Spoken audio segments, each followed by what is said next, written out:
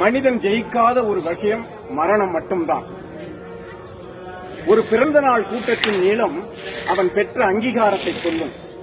ஒரு இறந்த நாள் கூட்டத்தின் நீளம் அவன் வாழ்ந்த வாழ்க்கையை சொல்லும். வாழ்க்கை தத்துவம் கடவுளுக்கு புரிந்தது. வாழ்க்கை தத்துவம் கடவுளுக்கு புரிந்தது. இருக்கின்ற பொழுது இல்லாத மரியாதை இல்லாத போது இருக்கிறது. மயானம் வந்தது. மயானம் வந்தது, நல்லா கவனிங்க. நேற்றைய சவத்தை நாளைய சவங்கள் சுமந்து சென்றன.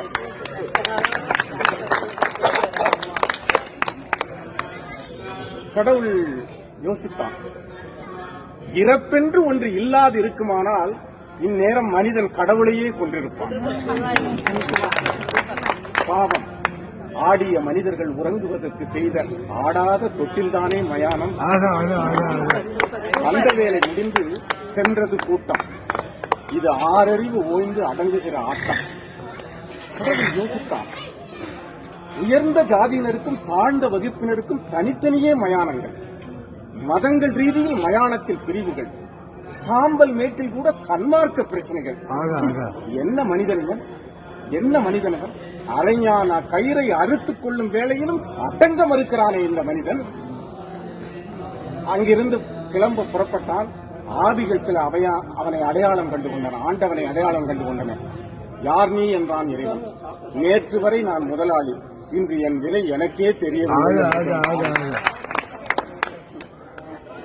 80 வயதில் எனக்கு இந்த இடம் தேவைதானா என்றது ஒரு ஆவி. ஆண்டவன் சொன்னால், எத்தனை காலம் வாழ்கிறாய் என்பதில் அல்ல வாழ்க்கை, எப்படி வாழ்ந்தாய் என்பதில் தான் இருக்கிறது என்று சொன்னார். இறைவா, இங்கு என்னை ஏன் படைத்தாய், இந்த சிறைக்குள்ளே அடைத்தாய் என்று கேட்டது ஒரு ஆவி. அவருக்கும் பதில் சொன்னார் ஒரு ஆவி, அரசியல் ஆவி. ஆண்டவா, இங்கு இடைத்தேர்தலே வராதா என்றால், இன்னும் நீ திருந்தவே இல்லையா என்றால் ஒரே அழுகை சத்தம். இதுதான் எங்களுக்கு முக்கியமான, நமக்கு தேவையான கவிதை. நமக்குன்னா நாங்க எங்க சொல்றது கட்சிதாரன்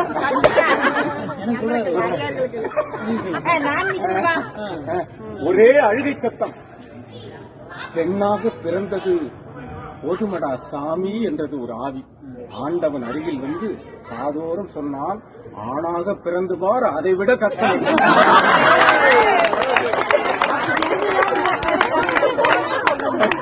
எங்களோட கஷ்டத்தை நாங்க எப்படி சொல்றது? இந்த மாதிரி எங்களோட குரலை இவர் மூலமா தான் சொல்ல முடியும்.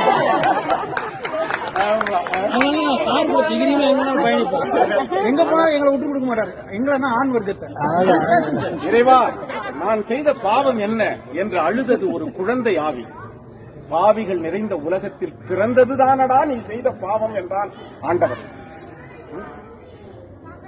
சரி, நல்லவர்களை எல்லாம் சீக்கிரம் அழைத்துக் கொள்ளுகிறாய், கெட்டவர்களை நீண்ட நாள் வாழ வைக்கிறாயே, இது என்ன உன்னுடைய நீதி என்றான். நல்லவர்களை விட்டு வைத்தால் அவர்களும் கெட்டவர்களாகிவிட்டார்கள். மலர் படைத்தாய், மனம் படைத்தாய், மலர் படைத்தாய், மனம் படைத்தாய், பின்பு ஏன் இந்த உலகத்தில் மதம் படைத்தாய் என்று கேட்டது ஒரு ஆவி. ஆண்டவனுக்கும் அடிசெருக்கும் என்றான். ஆண்டவனுக்கும் அடிசெருக்கும் என்றான்.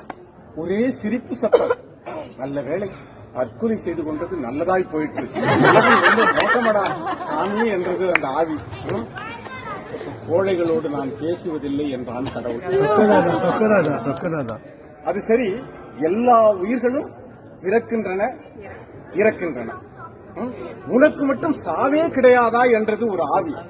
யார் சொன்னது? எனக்கும் மரணம் உண்டு, எனக்கும் மரணம் உண்டு. மடலைகள் சிரிக்கும் பொழுது நான் பிறக்கிறேன், மனிதர்கள் இதுபோல செய்யும் பொழுதெல்லாம் நான் ஒவ்வொரு கணமும் இறக்கிறேன் என்றான். ஆவிகளோடு பேசியதில் 1000 அர்த்தங்களை கண்டுகொண்ட ஆண்டவன் அங்கிருந்து மனிதர்கள் என்ற போர்வையில் நடமாடுகின்ற விலங்குகளிடமிருந்து விடைபெற்று சென்றான். இதுதான் அந்த கவிதையுடைய சாரம். இது மடலைகள் சிரிக்கும் பொழுது நான் பிறக்கிறேன் என்று சொன்னான். மடலை என்ன செய்யும்? ஓடி வந்து எல்லோருடைய கால்களையும் பிடித்துக் கொள்ளும். எங்கள் கால்களை நேற்று வரை தொட்ட மழலைகளாகிய உங்களை நான் வாழ்த்துகிறேன்.